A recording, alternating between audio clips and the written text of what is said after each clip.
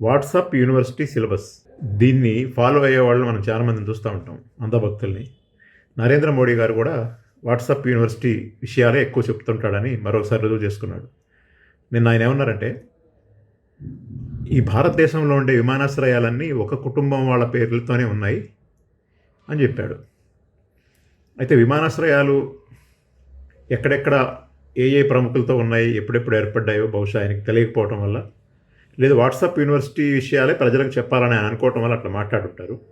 అందుకని నేను కొన్ని వివరాలు ఇక్కడ ఇవ్వాలనుకుంటున్నాను. భారతదేశంలో బాబాసాహెబ్ అంబేద్కర్ ఎయిర్పోర్టు అంబేద్కర్ గారి పేరు మీద 2005లో ఏర్పాటు చేశారు.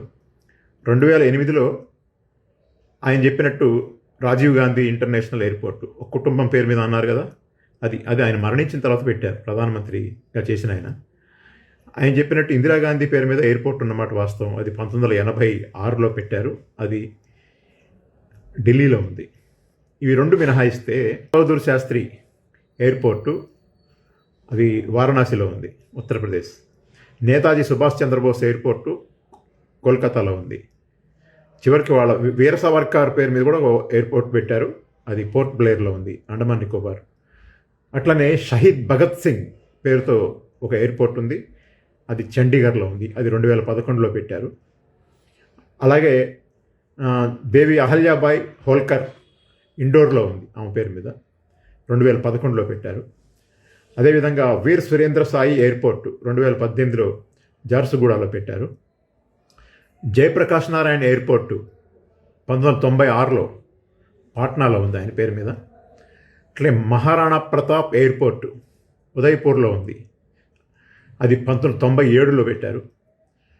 1998లో బిజు పట్నాయక్ ఎయిర్పోర్టు భువనేశ్వర్లో ఏర్పాటు చేశారు. అదేవిధంగా లోకప్రియ గోపీనాథ్ బార్డోలి ఎయిర్పోర్టు గౌహతిలో ఉంది, అది 1998లో ఏర్పాటు చేశారు. సర్దార్ వల్లభాయ్ పటేల్ ఎయిర్పోర్టు 1998లో ఏర్పాటు చేశారు, అది అహ్మదాబాద్లో ఉంది. ఛత్రపతి శివాజీ ఎయిర్పోర్టు అది 1999లో ఏర్పాటు చేశారు, అది ముంబైలో ఉంది. బిర్సా ముండా ఎయిర్పోర్టు ఇది రాంచీలో ఉంది, ఇది జార్ఖండ్ రాజధానిలో ఉంది, ఇది 2000 సంవత్సరంలో ఏర్పాటు చేశారు. ఇందులో చాలా ఎయిర్పోర్ట్లు బీజేపీ హయాంలో ఏర్పడ్డాయి కాదు, వాళ్ళ హయాంలో ఏర్పడ్డాయి కూడా ఉన్నాయి. కానీ నరేంద్ర మోడీ గారు ఇట్లా పచ్చిగా ఇంతమంది పేర్ల మీద ఈ దేశంలో విమానాశ్రయాలు అనేక నగరాల్లో ఏర్పాటై ఉంటే, అందులో అనేక మంది మాజీ ప్రధానులు ఉన్నారు, లాల్ బహదూర్ శాస్త్రి గారి దగ్గర నుంచి మొదలుపెట్టి అనేక మంది ప్రధానమంత్రులు ఉన్నారు, ఇంకా చాలా ఉన్నాయి చెప్పాలంటే. అవన్నీ చెప్పడం టైం సరిపోదని చెప్పటం లేదు. కాబట్టి అబద్ధాలు, అసత్యాలు, వక్రీకరణలు నిరంతరం వాట్సాప్ యూనివర్సిటీ సిలబస్ని ఈ దేశ ప్రజలకు ఎక్కించడంలో ఆర్ఎస్ఎస్ బీజేపీలు నిరంతరం ప్రయత్నం చేస్తూ ఉంటాయి. దాంట్లో నరేంద్ర మోడీ ఒక ప్రధానమంత్రి హోదాలో ఉండి ఆయన కూడా అందులో సిద్ధహస్తుడు అని చెప్పి మరోసారి రుజువు చేసుకోవటం అనేది మనందరం గమనంలో పెట్టుకోవాలి.